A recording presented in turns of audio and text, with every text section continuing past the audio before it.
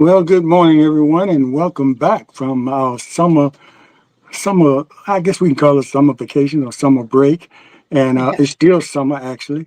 But we're back here in Portsmouth Coffee Talk this morning, and we're coming to you live on Facebook and YouTube. And if you're watching, remember to on YouTube, remember to subscribe, comment, and like our show and share it with your friends. But anyway, my name is James Slim Overton, and I'm here this morning, and we're introducing kind of a new format for Portsmouth Coffee Talk this fall and going forward with the morning show. And you saw in the introduction, the morning show featuring the Colonel, which is Thomas the Colonel Chapman. Good morning, Colonel. Good morning. Good morning. How you Good doing this morning, morning? Colonel. And James. Yes. And on our Thursday shows, we're hmm going to be featuring Leah Drake Stith. She's going to be the host moderator for the Thursday shows. But we'll all be here together uh, on each show. But anyway, along with our guests, we'll still have guests going forward. But the controls of both of the shows will be in the hands of my co-hosts. So Wow. we want to welcome everybody. I'll still be participating, but kind of in the background, looking for those comments. We want your comments to come. I'll be looking for those on my screens, the comments you make, so I can include them in our discussions if they're relevant. And any other things that we might need to do in the background. We might need to show some videos or audios or something like that. So that's kind of going to be my role here. But leave it in the capable hands of my co-hosts to moderate these shows and run these shows and give their opinions. We want their opinions. We want them to still give their opinions, Colonel, and make sure you guide the guests through our shows on the different subjects that we have. But anyway, Colonel, I'm gonna turn it over to you, and maybe you might want to talk about some of the things you want to do going forward as the host moderator. And I hope I'm not being redundant. Maybe I'll just say moderator. I Mm-hmm. guess the reason I had host moderator because we are the original host on the show, and I just wanted to make sure I included that in the name. So host moderator, but probably be using moderator more.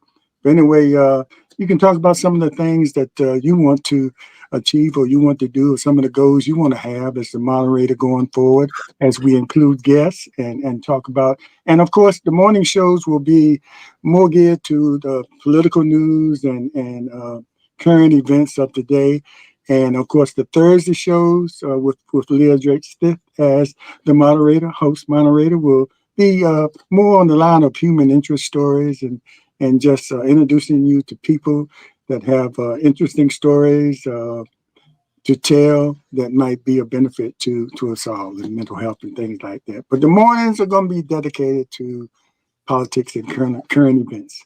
So, Colonel, do your thing. Yes. After this little time of we had instead of a break, I like to call it a time of reflection. And I like the title in the between host and moderator, moderator, because we want to put our the public, give them a chance to come in and talk and put their input into the show itself.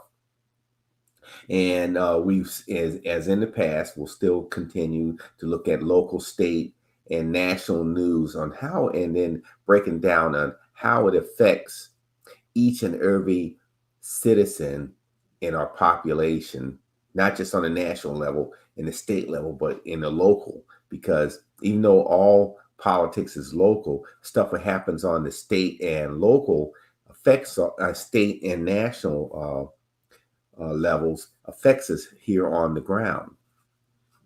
And as we all know, there's in November 5th is the election day, and there is no hyperbole to talk about the importance of this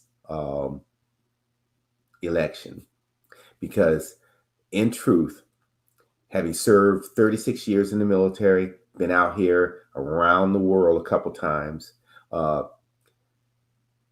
there's a stark contrast to who is running. And after November 5th, or actually when the new president takes over, if it is brother Trump, is in the eyes of some uninformed people out there, this format itself probably won't exist after January 20th when he takes over, because all freedom of the press, and you can read your Constitution, freedom of the press will be thrown out, the Constitution will be thrown out, and you won't be able to talk truth to power after that day. And he's already come out and said that day is when the dictatorship starts. And then so what I want to do in this new format is to shine a light on the national news, the risks that are out there for America, also affect and also shine a light on our local elections. You know, we have people up for city council and new mayor, or we'll have a continuance of the old mayor. But those affects us on the ground right here in the city of Portsmouth. And I just want to shine a light, and also want to invite those who are running. We have a lot of people. I mean, there's a lot. You can just open the phone book and there's a lot of people running. And they've got their signs out. That means they paid for some money to go some sign, and they probably knocked on doors within the city blocks of their neighborhoods, and they're going to get 300-400 votes or whatever. But nobody, if you look at each one of them, look at their websites and see the little snippets of what they say. But they all say they're going to do, fully fund the education, or do this, do that. And they all say the same thing, but do they have a plan? And so we'd like to invite each one of them onto the show, and we're going to give them an opportunity, and we'll have a letter going out to each one of them, and seeing if they would like to come on doing at a block of time for themselves, to come on and explain what they want to do.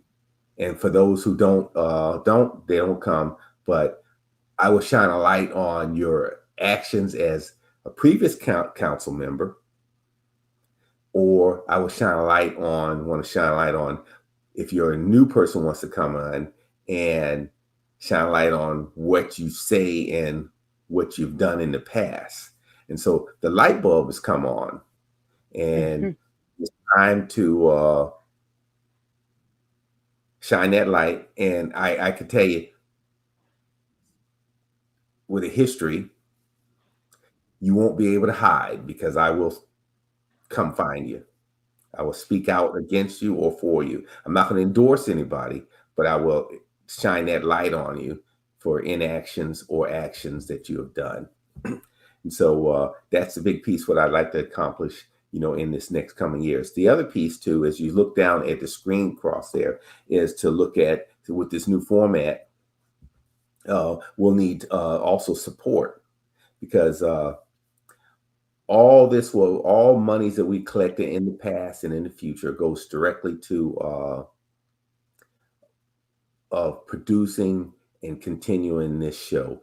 And it takes time and money that we need to raise. And so I'd like to, if you look at the screen below, look at Portsmouth Coffee Talk at yahoo.com, or Portsmouth Coffee Talk, P.O. Box 7664, Portsmouth, Virginia 23707, looking for donations so we can continue to bring shows like this, to continue in it. And because it's all important, because you won't hear this quality or substance of news and exchanging of ideas anyway. You won't see it on Wavy. You won't see it on social media. You won't see it anywhere except for where? Portsmouth Coffee Talk. So we need your help to continue this fight. And it is a fight for justice, a fight for social justice, a fight for equality, a fight for diversity. And we're going to talk about the DEI initiatives that the people are always talking. Well, the Republicans are always out and trying to destroy that. And so we can break that down because you know what? DEI also, that the word diversity initiatives, inclusion, and equality is diverse. That's women. So when they talk about we don't want these DEI issues or programs, that means they're anti what? Women. When you look at a federal contract or state contract, you know who's getting most of them? White women. White women, yes. So you, white women across America, keep listening to the uneducated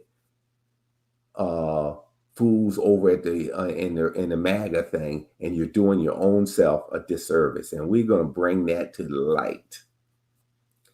And so I'm going to turn it over to Leah before I get down this road, because I'm ready to go, folks.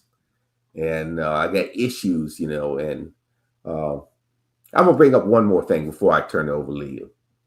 Take your time, Colonel. Take your time. I was listening to this one guy that said Biden has not done anything for Black folks. And then he said, well, Trump gave HBCUs, and he says gave, and he doesn't understand the Constitution, who gives him the money. And this is during his first term, because the House of Representatives allocates money. So during the Future Act, which Trump signed into law in 2019, right after he stole office with the help of the Russians, making it a permanent addition of $255 million annual dollars funding to minority serving institutions, with including a $85 million a year for HBCUs. So $85 million spread about all the HBCUs across this country. And yes, during COVID, that was a lifeline for a lot of the HBCUs out there, because we don't have a lot of endowments and everything. According to, and when looked at our PWIs out there. But so look at that amount, $255 million with $85 million set out for HBCU schools. That was a lot of money. He also took the HBCUs out of the Department of Education and put it into the White House, which was pro and con, because that made all those during the COVID, well, prior to COVID, made all these Black university heads go up there and kiss the ring. Because if you didn't come to the meeting and kiss the ring, then your money was going to be held back, and you didn't get any. Well, you didn't get what you were promised. Fast forward, what did President Biden do? And so I'm giving these facts to this young man that talked about this. Well, how much what do you think, Leah, how much do you think he gave to HBCUs? Leah, before you go, I just wanted to mention one thing. Colonel, I see you wearing one of the original T-shirts that we had, which takes us back about 5 years. And I wanted to mention to people. Go ahead, Colonel. You gonna say? Yeah. But let me say, 285 million. Biden, what's the difference? Would you rather get 285 million versus Biden and Harris administration gave HBCUs $16 billion. $billion, that's right. Billions with a B versus Trump change. Major difference from 85 million, that's for sure. Yes. And then so that dispels that when you look at what is the fact of what the Biden-Harris administration and how things are going to go forward. They, if Trump comes back in, and we'll talk about Project 2025 and his plans for HBCUs, but look at the past history of what he did. 285 million versus billions of dollars to HBCU schools. And that's why they're in better footing as it is, even though they still need money to play catch up because, state institutions forward more money to the PWIs than they give to, and it's been proven in law in a few of the court cases that across this country that, especially in our southern states, that HBCU students don't get their allocations from the state as an equal footing with our PWIs across the state. So I'll turn it back over to you. So I just want to put that one fact out there real quick on who was better for HBCU schools. Go ahead. Sorry, Leah. Colonel, I thought you were finished, but I'll let Leah go ahead and answer that. Oh no, he answered, James. No, I didn't know if you wanted to respond Oh, to what he was saying. yes. No, yes, No, Colonel. you got a response, but that was something for the public, Yes. for when you asked, Trump did so much for HBCU schools. No, he threw you pennies like I can't think of, like Pontius Pilate. He threw Silver. He threw bones with no meat. Yeah, bones with no meat. And I'd rather have 16 billion than 285 million. Mm-hmm. And Colonel, what say you to those individuals who say, "Oh well, Trump gave me a stimulus check"? Trump didn't get okay. I heard a young lady say that just yesterday.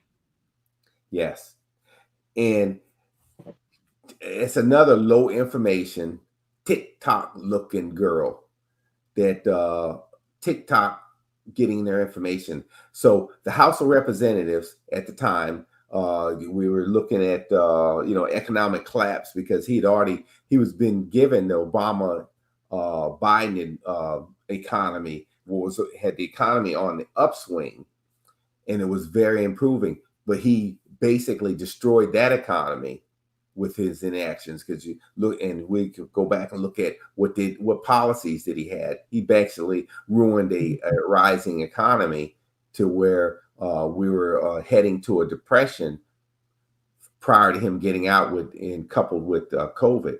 But the House of Representatives gave that money, allocated that money to the American people as a stimulus to get the economy coming back. Trump did not do anything to get that money, even though he went against protocols and signed those checks like he gave it to them. Thank you. And no other president has done that in all of our 250 something years of existence.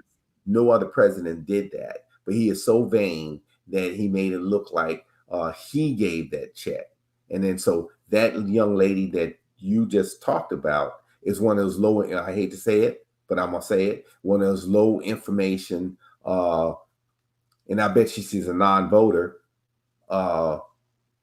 people out there that just believe anything, that don't do their due diligence, and don't keep up with how things work and how things are and the effects of that. So if if this young lady is looking at saying, who gave me my last check, that's who, if I vote, if I get $100 or $1,200 check, that what it was last time, then they can be bought for 3 pieces of silver, and not looking at the big scheme of things, because within that, if you're a millionaire, billionaire, you got hundreds of thousands of millions of tax breaks to the ultra rich. And I bought you off with what? I placated you with a $1,200 check that didn't go anywhere, because I bet you today she doesn't know where that $1,200 went to. You're right about that, Colonel. Yes. Money is lost, believe me. Yes. And also, while I do, another thing is, and we'll have future shows on financial literacy. And so checks like that, and I hope to talk about some financial literacy, and so we can have some generational wealth going on in the future, because we're behind all Yes, we the other are. populations out there in the country. Go ahead, Leah. Thank you, Colonel. Thank you, James. James, before I get started, I just want to thank you for all the hard work that you have been putting in trying to improve the format for Portsmouth Coffee Talk. Uh, we know that you are our producer, and we know that great things are going to take place because you have really been working diligently to get our website up, as well as to kind of change the intro and the information that comes from Portsmouth Coffee Talks. I want to say thank you. Thank you for that, James. But job well done. During the time when we were relaxing, James was working, Colonel. Yeah. We were at rest and he was working. So thank you, James, very much. The afternoon show, the Thursday evening shows, we're going to look at community interest stories. If you have a story or an event that you need to talk about, you want to share with the community, this will be your time on Thursday evenings, and we will come together to discuss some of the things that's going on in the community. We have a lot of great things going on in the city of Portsmouth, and so many people just don't know about it. They don't hear about it until it's over. So this will be the format that you can come on and you can share uh, what you're planning to do, how you plan to do it, and get people involved in your program. So we're looking forward to the community interest piece, looking at some people who are just doing great things in the city of Portsmouth, looking at events that are taking place in Portsmouth. And we can share those with you so you know far in advance so that you can participate. Like I said, once again, a lot of things go on in Portsmouth, but we don't find out about it until after the event is over. So this would be the time to come together to learn about those events that are taking place, human interest stories. You know, we have some people who are actually doing some magnificent things. People have written books. People who are starting programs in the community. Uh, this would be your time to come on Portsmouth Coffee Talks evening show to share those things that you're doing and those programs that you're bringing forth into the city of Portsmouth. I'm looking for a great time here on in the evening, on Thursday evenings, when we can just talk about the wonderful things that are happening in our community and the wonderful people who are in our community and who are doing great things. So that's it in a nutshell for the Thursday evening show. I'm excited about the Thursday evening show, and we're just gonna have a good time um, on Thursday evenings uh, as we share those things in our community that are taking place. We have a young lady who's written a book about her mom who has Alzheimer's. She wants to come on. We're gonna get her on here. We also have, James, I told you of someone else who wanted to come on Thursday evening, and I'm having a blank moment now, but we have a lot of individuals who discuss. Lisa Graham, I see Lisa Graham is one of the people who's saying good morning this morning. Lisa's doing some amazing things in downtown Portsmouth. Maybe we need to get Lisa on here to talk about the great things that are taking place at her shop in downtown Portsmouth. So we're just looking forward to a good time here on Portsmouth Coffee Talk on Thursday evenings. Once we've done all the politics and all of that stuff in the morning, which we have to do, and then we're going to have that downtime where we discuss great things that are going on in the community.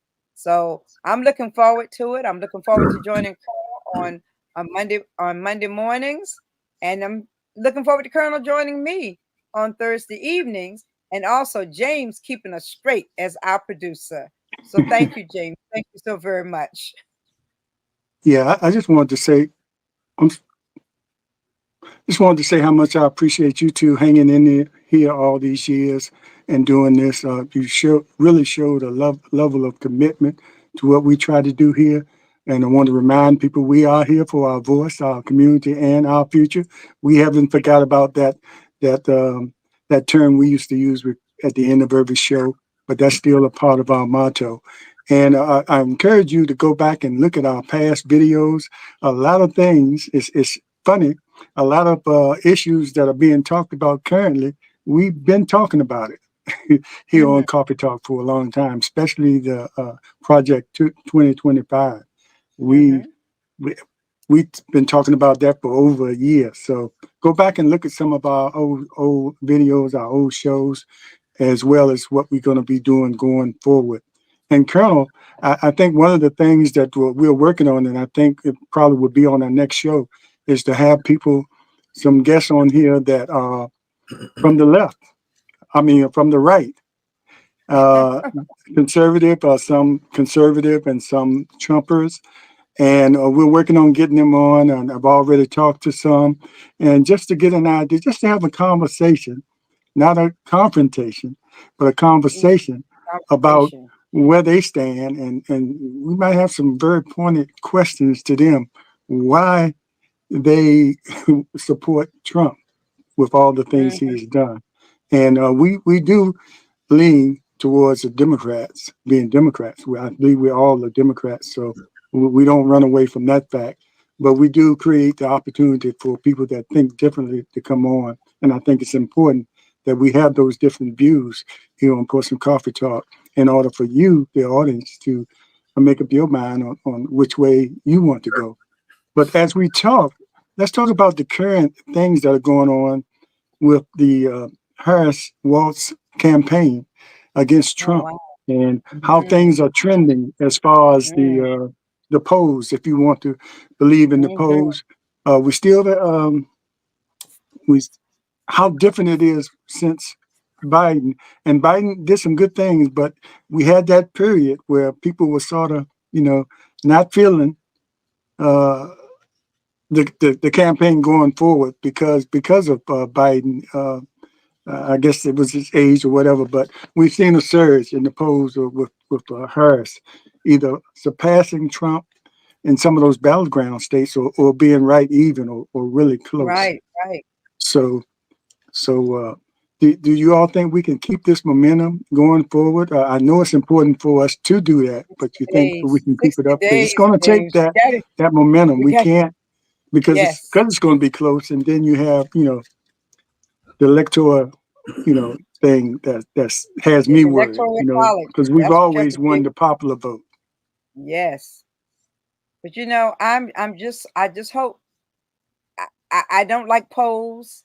I don't like polls because I'm thinking about when Doug Wilder was running for governor of Virginia, and it was said that he was going to win by a landslide, because of the polls that were taken, and he squeaked through and won as governor. So I'm so afraid of polls. I think sometimes people tell these pollsters whatever they want, they think they want them to hear, and but it's the momentum.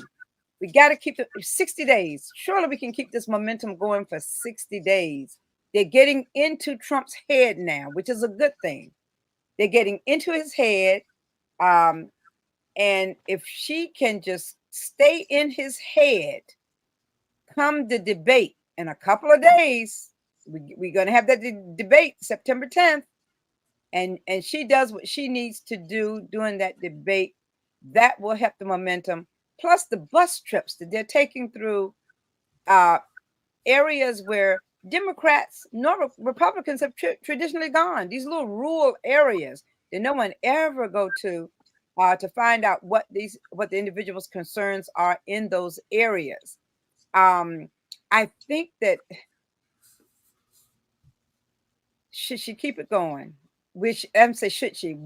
Because she will keep it going, and because we will all do our parts, we can go over the finish line. There's no way in this life that we can have Trump back in as president of these United States. There will be no United States if Trump gets back in there. And I don't care what people say. Oh, well, he's got these people, he's got Congress, he's got a balance. No, he doesn't have a balance. He can come in just like they're talking about firing all civil servants, just like they're talking about putting all their people in place. Once he put his people in place, we have a dictator for life. And that would be a sad day. in America. And as my friends tell me in some of my little African countries, says, Leah, you better come home to the motherland. You need to come home to the motherland. I tell you, we all probably need to go to the motherland if Trump gets back into office, because it's not going to be a good time for people of color in America should he get back into office. Yes. Well, you know what, Leah, you talked about the debate, and I'm thinking that one, we shouldn't put too much pressure on Vice President Harris and the effects of this debate, because one, we already know how Trump is going to debate. Basically, he's going to do the same thing he did with Biden, is go up there, he'll be asked a question. And he'll lie. He'll lie.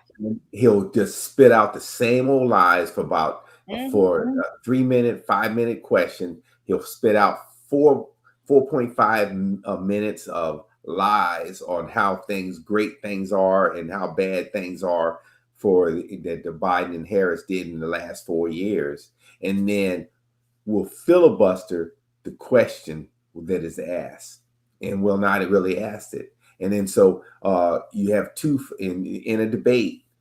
She will have one way to do. You can go in there, spend all my time refuting all the lies that he talked about, or she could answer the question and talk about the future. But you have a 50% of the population now won't hear what Trump is rarely saying and all the lies, because they're low educated, low information voters that are already part of his cult. So it's 45% of the population out there that is already bought off to what he is. And so right now there is a 3 to 5% population out there that are persuadable. And so you have to break through that. So in one debate shouldn't be the determinative fact that does this country exist past November. And so I just want to put that out there too also. But one debate destroyed Joe Biden. One debate destroyed Joe Biden. You know what I mean? Yeah. So, but if you look at it over time, since day one, since he's come in, and they did the same thing against President Obama, you have right-wing media, you have state-run TV, meaning Fox, took 4 years, actually 8 years of always going talking about the negative pieces, turning positive stories into negative stories about against the Biden and Obama presidency. They've done the same thing since day one with the Biden-Harris thing. If you look at Fox, they've never had a good story. Even when the hostages get released, they always turn that into a negative story. Economic news, oh no, that's a negative thing. The stock market is as high as it's ever been. These job numbers, we have record low unemployment. The country is in great shape, but we've allowed Fox, USA Today, conservative media, and other various right-wing Heritage Foundation members to write and take down and change the perceptions of good news, great news, into bad news. We talk about, they're saying interest rates are so high, but look at where the interest, and I'll go back, and this is a economic lesson. Rates today are at historically normal rates compared to when we had our first banking crisis back during the Bush years. Well, actually, not even before the banking crisis. It was 9/11 when it really started off with it. 9/11, to get things going, the Fed started lowering rates then. Then because of inaction and with another Republican president, inaction and not putting money back, putting everything into the war effort to get Saddam and going in Afghanistan. There was no infrastructure or nothing going back into the country. They mismanaged that, and then we had a banking and housing problem Crisis. crisis, and then so it took Obama. He had messed up the country so bad. That's why we elected the first Black president. Fast forward, because white America wanted to have, take back America, Trump came back in and beat Hillary, even though she really didn't run a good campaign. But with the help of the Russians, with all the bots and other things, and we allowed him to come back in. He had a great economy, a rising economy, and he actually threw that away. Responsible for over 800,000 deaths because of COVID, because of his inaction and ineptitude. 800,000 people died under his watch because he didn't tell the truth in the front end where we could have made adjustments. And now you want to, or there's 46% of the people in this country want to give him another shot at doing it again, even though the new variant for COVID is around the corner. It's starting to rise. So do you want to have another whitewash and do that all over again? So if you do, go out to the cemetery and look at that loved one that should be here, that we lost. And those are low numbers because Trump didn't count all the deaths. They just like in Florida, and across this country, they did not count all of the deaths because he wanted to keep his numbers low. So go to the cemetery, look at that loved one that should be here, that's not here, and you want to give this guy the steering wheel of our country again.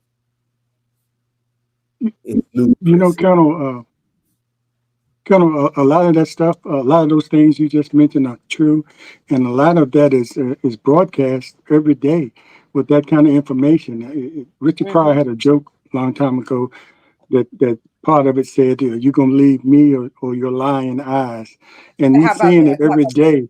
And I think right now you probably could go into a black barber shop, and some of the brothers in there will have doubts about Vice President Harris and lean towards Trump. As a matter of fact, I talked to a barber owner and trying to set up a coffee talk show in the barbershop with some of his regulars to have a conversation and see what some of these guys are talking about. But, why isn't the message getting across, to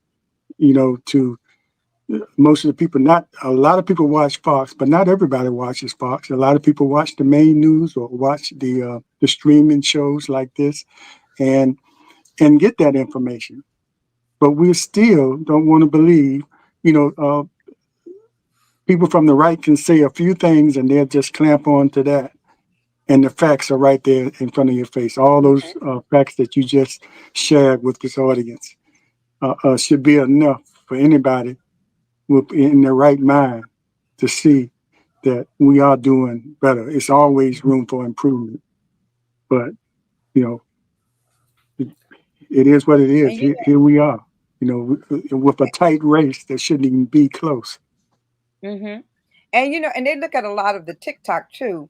In TikTok you can kind of segment the group that you want to watch. Like if you start watching somebody who's a Trumpster, then all of that stuff with the Trumpster folks will continue to come up on your feed. And so if you don't step beyond that segment that you've been looking at, that's all you're going to see on TikTok are those individuals who are talking for Trump and Trump's administration. So it's important that even if you're getting your news from TikTok or social media, that you kind of expand yourself, kind of go. If you look at the group that's talking about Trump, then kind of move over to some of the folks who are talking about Harris and Walz, and just kind of get a more of a balance than just continuously looking at just, I look at Fox sometimes, I look at Newsmax sometimes. I look at different just to hear what they're saying, just to have some idea of where they're coming from. Don't understand it. However, I hope you I'm take your pressure listening. pills before you watch. You better believe you need a whole lot of pressure pills because some of the stuff they come up with, you just wonder. You say, where are they coming up with all this stuff? But and it's all to promote him. It's all to keep him happy. And we know, but you got to expand the areas in which you're looking, areas in Yeah. which you're seeking your information. But Well, as you talk about polls and not believing them, some of them, but there are some polls that are saying that the young people are leaning more towards Vice President Harris as Yes. opposed to when Biden was there. I mean, it's like 40%, 49% compared to Trump for 36. Latinos are up Mm-hmm. 53% compared to 37 Mm-hmm. for Trump. Blacks, of course, we're up 76% compared to 12%. Now, even with these polls being subjective, I think a lot of that is true. And like I mentioned earlier, what bothers me is the voter uh, the voter things that they're trying to do and the electoral college. You know, we can have all the popular vote, but if they manipulate that college or voter Mm-hmm. suppression or all the things that they're doing right in our face, you know, that's what has me worried because I think they're coming across with common sense uh, platforms that a lot of people are jumping on board and probably will vote that way. But Mm-hmm. but you still have these guys trying to intimidate Latinos. You heard the story Mm-hmm. about they 87 intimidated year the old lady. 80-year-old lady, Yeah. Latino lady, and so that's like sending a message. You know, if you do this, and she was like a voter registration person out there getting Mm-hmm. voter registered Latinos, and they invaded her house and tore up the house.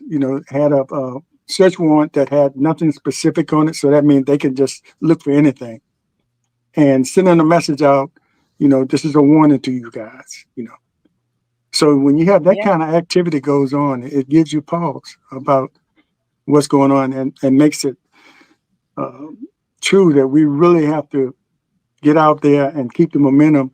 And we have to stop him. We can't just win by a close margin, No, we have to win by a especially big in margin. those states where the electoral Mm-hmm. college votes are so important Mm-hmm. for us to get in order to win.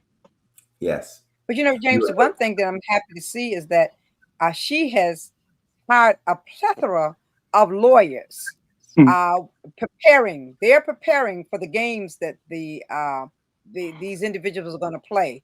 So they're getting the lawyers in place to address those issues when they come up. So prayerfully, she'll have everything in place. They already know the games that they're going to play.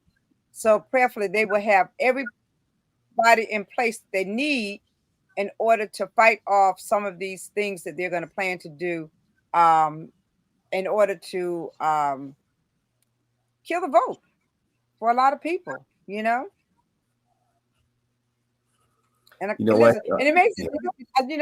Colonel, I think back to countries that require people to vote. I think it's Australia. If you don't vote, you face a penalty if you don't vote. But here, you have people want to suppress your vote.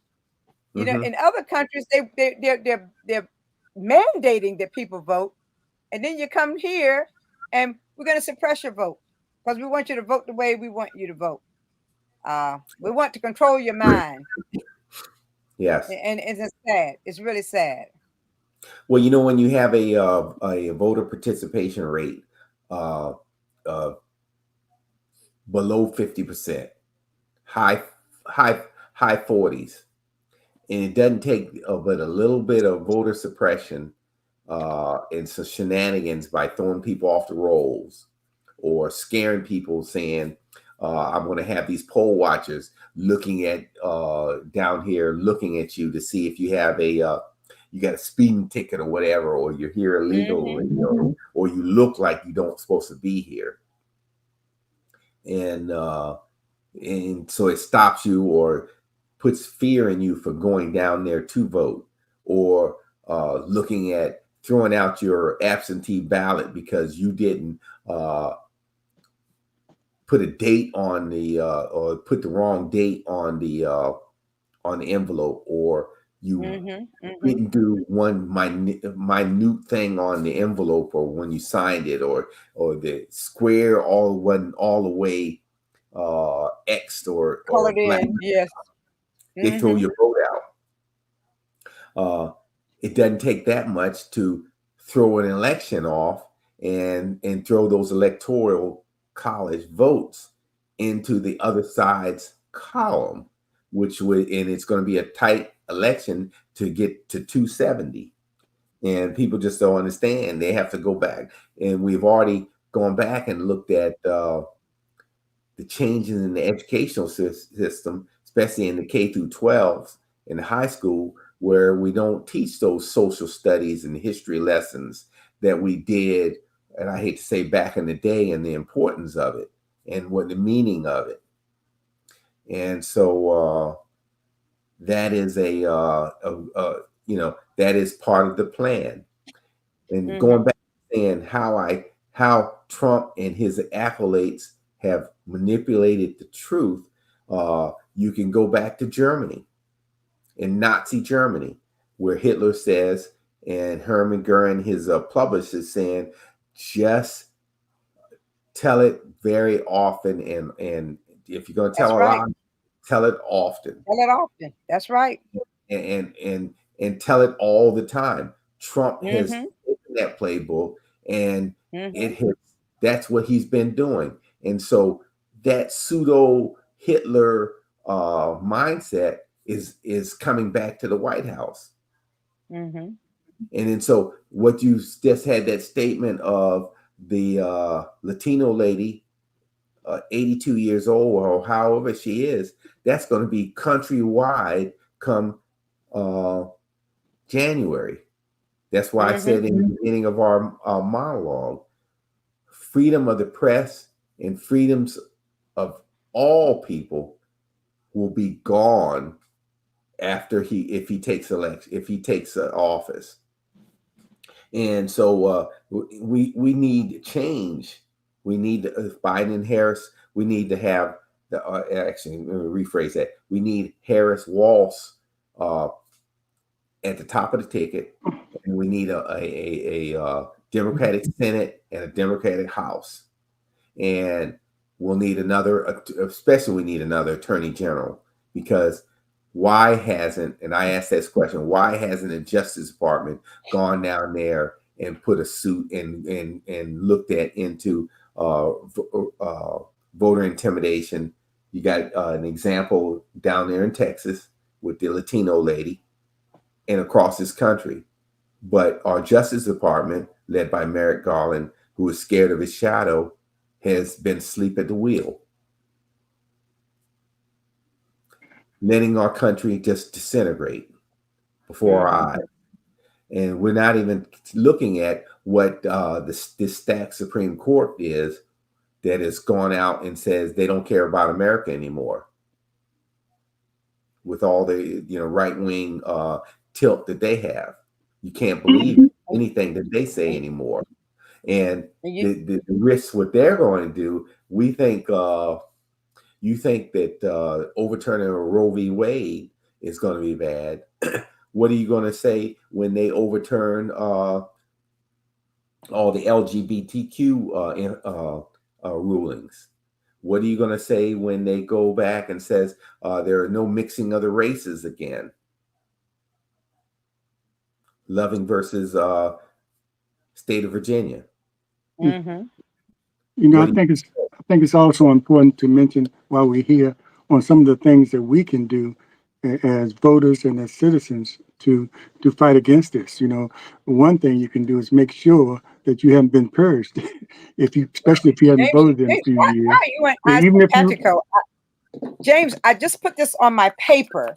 Make sure that you've not been purged. Check your address. Compare it to your driver's license. We're in the same level here. We're still doing it. And since you said that's something something else that I think a lot of people can do. Leah, you're president of NORCM. I see NORCM High School Alumni Association, and in conjunction last Saturday with the AKAs, Alpha Kappa Alpha Sorority Incorporated sorority. I think you all were registering high school students. There's a lot of high school students that are 18 or will reach 18 before the registration deadline. And I think If they're people 70, should that's know right. that's an untapped area, and a lot of those high school seniors or high school students know what's going on.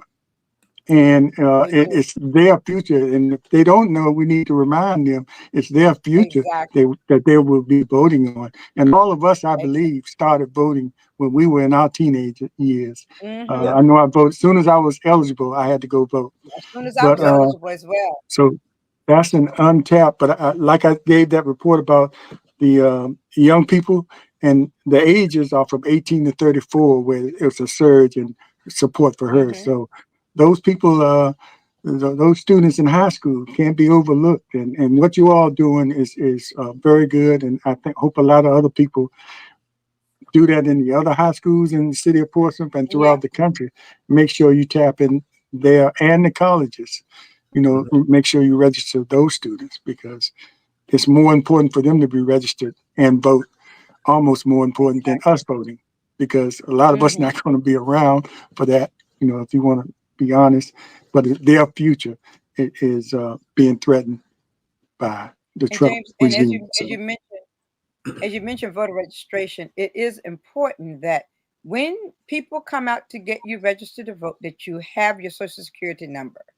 I, in my age group, I just automatically think that people know their social security numbers. Well, I was really surprised when we were out there trying to register the students. Many did not know their social security numbers. So you have to get your social security number. You don't need to bring the card, write your number down so that when you get ready to register to vote, you will have your social security number with you because it's imperative in getting you registered to vote. So uh, find out what their social security number is and come on. And we're going to do it again. We're going to have a table set up at the NORCM game, and also we're going to go into the school as well, to on the lunch hour, and to talk to the civics classes to try to make sure that these students are registered to vote. I know that Miss Painter, who does the TV and the television and the class there at NORCM. I know that communication. a she has done a PSO to the students. PSA, I'm sorry, PSA to the students, reminding them that they do need their social security numbers so that we can get them registered to vote. Uh, the young people expressed an interest when we were out there, but the main thing was many of them did not know their social security numbers. So we got to make sure that that takes place. Mhm.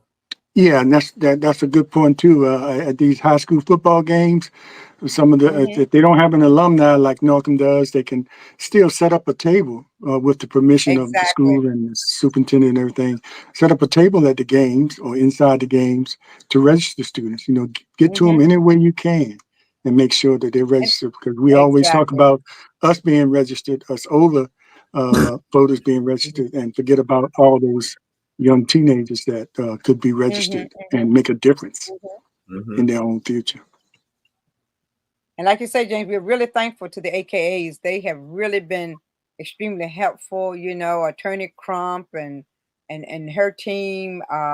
They've really come out to support us, and I'm thankful. It just happened to be in court one day, and she asked me, "Well, do you know of any voter registrations taking place?" And I said, "We're planning one at NORCM." She said, "Do you mind if the AKAs join you?" By all means, we Mhm. need all the help that we can get. So we're appreciative to the AKAs for coming out to assist us in this endeavor, and they will be in the schools with us too when we go into the schools to get the young people registered. It is great that you're doing that, and I look at too is that I'm waiting for Trump and these right wingers to classify uh, the the Divine Nine in the same category as Antifa. No, you know that. He better not mess with them. That's millions of people. They already fired up and doing what they can. So he doesn't want to rattle them. He doesn't understand, or they don't understand it. It's in the same group. And so, isn't it amazing how they're insulting everybody else, though? Yeah. Everybody. And the race is close. Yep. Mm-hmm. Yep. But I would rather keep saying it's close just to keep everybody on their toes, on their toes. Once you start saying, oh, we're going to run away with this, people will relax. Yeah. They tend to relax. But the reality is that it is close. So, we can't sleep on this thing. Yes, the Democrats are still as underdogs. Yeah. Because Trump has, we talk about the money that Biden and, the Harris and Ross. But they are underfunded.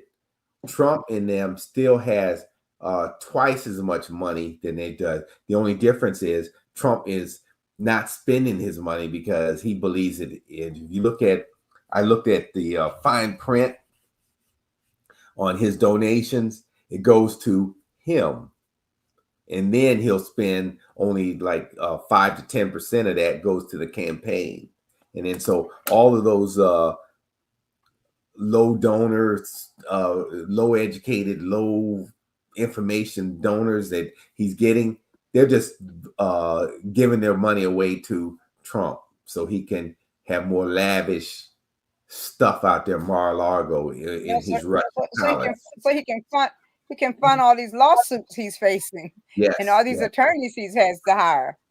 Yes. Well, he doesn't have to spend so much because he gets free press. All he has to do is come up and say something stupid, and they cover him for a week. Exactly. And he knows how to do that and keep himself in the news. But just say something stupid, and some of the stupid things I say, I don't think it's intentional. I think it just comes out like that because that's what he is, stupid. But they offend everybody, and then the news covers it for about forever.